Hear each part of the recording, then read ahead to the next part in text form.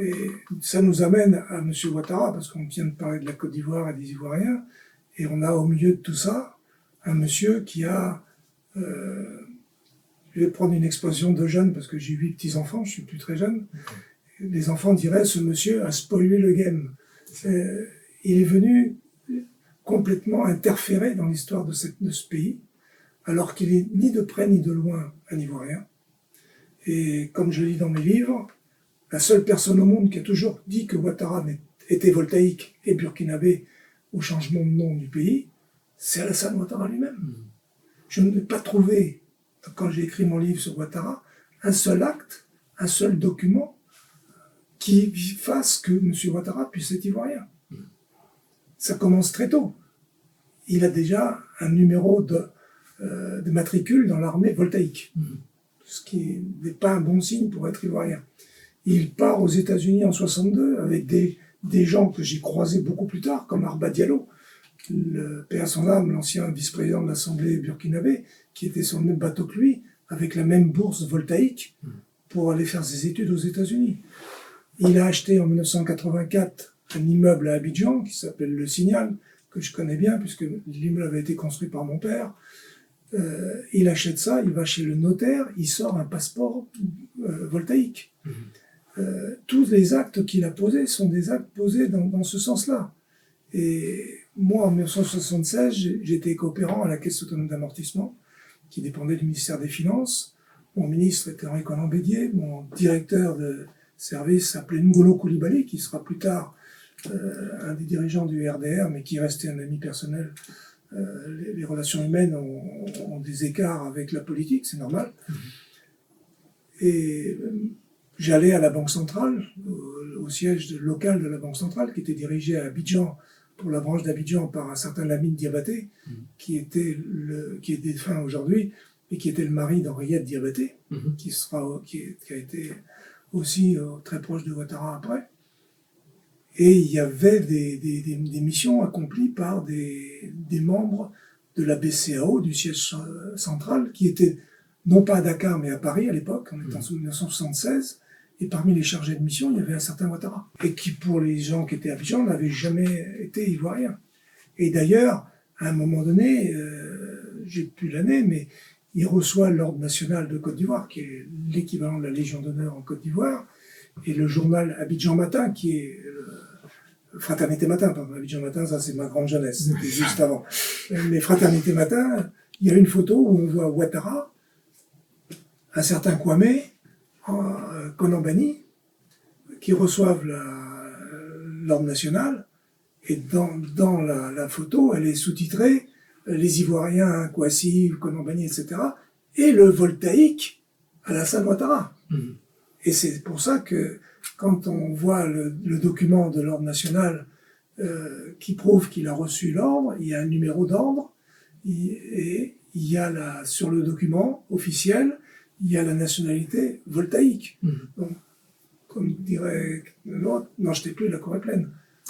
On ne peut pas aller au-delà de ça. Ce monsieur n'est pas ivoirien, un point, un trait, il ne l'a jamais été, il peut l'être aujourd'hui factuellement, puisqu'on l'a bombardé, installé, comme a dit Sarkozy. Oui. Il a dit, quand je vois comment on a enlevé Laurent Gbagbo sans problème, sans rien, et qu'on a installé Ouattara, enfin, il y a eu des problèmes quand même. Ça s'est terminé dans le sang, ça s'est terminé dans les bombes, ça s'est terminé à la CPI pour le président, avec 10 ans d'emprisonnement à différents niveaux.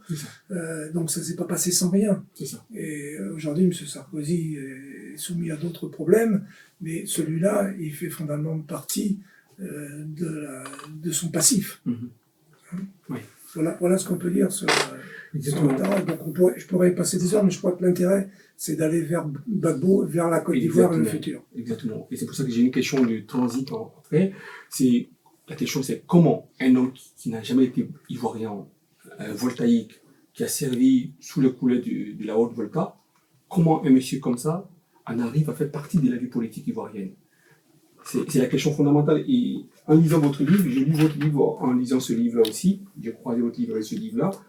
Et dans ce livre, je ne sais pas, vous allez confirmer ou pas, parce que je crois que vous êtes beaucoup plus informé que l'auteur de ce livre-là, Et l'auteur de ce livre a dit que M. Ouattara est entré dans la vie politique ivoirienne par la faute, entre guillemets, ou par la grâce, c'est selon là où on se met, de sa femme, Dominique Ouattara. Comme on dit, derrière un grand homme, il y a toujours une femme. Et dans le cas de Ouattara, c'est flagrant. Si Dominique Ouattara n'existe pas, Ouattara n'existe pas. Dans la configuration actuelle. Dominique Ouattara, j'ai fait un chapitre sur elle dans le livre sur Ouattara, c'est la personne clé pour comprendre Ouattara et comprendre pourquoi Ouattara est ici.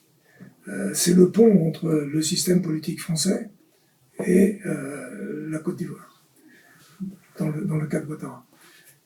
Dominique Ouattara est arrivé en Côte d'Ivoire très jeune, marié à un monsieur qui était très âgé. Elle a eu 2 enfants avec lui.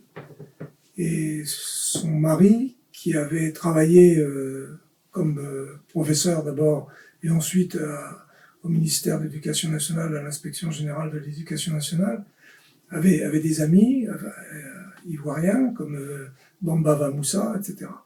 Bamba Moussa était le neveu de Abdoulaye Fadiga, qui gouvernait la Banque centrale à l'époque. Et de fil en aiguille, je ne vais pas rentrer dans les détails, Dominique Ouattara était proche de Fadiga, et elle va le voir à Dakar. Et un jour qu'elle va à Dakar, Fadiga n'est pas dans son bureau, mais le conseiller de Fadiga est là. Il s'appelle Alassane Ouattara. Dominique Ouattara jette son dévolu sur lui. Ça ne se passe pas tout de suite, mais ça finit par arriver. Tant et si bien que, bien qu'entre-temps, elle ait poursuivi un autre chemin dans des conditions qu'il serait long de raconter ici, elle est très proche d'Houphouët aussi. Et un jour, Houphouët, au moment des problèmes, ce qu'on a appelé l'ajustement structurel, il est un peu poussé par la Banque mondiale, le cacao va mal, la situation de la Côte d'Ivoire n'est pas celle des années 70 que j'ai connue au ministère des Finances à l'époque. Et sous la pression internationale et des grandes banques et du système bancaire international, Houphouët-Boigny dit je vais en profiter pour faire d'une pierre deux coups. Je vais nommer un Premier ministre qui va prendre en main l'activité du gouvernement, ce qui n'existait pas en Côte d'Ivoire jusque-là, et je vais en profiter pour prendre un gars du Nord pour faire une espèce de réconciliation, entre guillemets, montrer que le Nord fait partie de la Côte d'Ivoire, etc. Et c'est à ce moment-là que Dominique Ouattara, qui est très proche d'Houphouët, lui dit « Ah mais j'en connais un. En plus, il est d'origine burkinabé, il ne sera pas là pour vous embêter, et donc il sera là pour l'économie. Prends Alassane Ouattara. » Et en même temps, Bédier écrit dans ses mémoires, Les chemins de ma vie, que Ouattara devait venir que pour l'aspect économique. Il leur avait répété aux uns et aux autres, et qu'il s'en irait après cette mission. Et de toute façon, comme l'écrit Bédier, il était burkinabé, son père était burkinabé, lui-même était burkinabé, et il n'avait pas à s'immiscer dans notre héritage. Ça, c'est la parole de Bédier dans son livre. On connaît la suite. Oui. Et même le fait que Bédier ait fait grimper une marche aussi à Ouattara. C'est ça le problème de la Côte d'Ivoire, c'est qu'à la fois, on a des gens qui prennent des positions et qui, à un moment donné, font le contraire de leur position. On peut en citer des dizaines. Oui. Mais en tout en haut, il y a déjà Bédier qui intervient au profit de Ouattara. Une idée, le développement de son pays, qui passe par la démocratie, qui passe par le respect des gens, qui passe par le respect de la loi,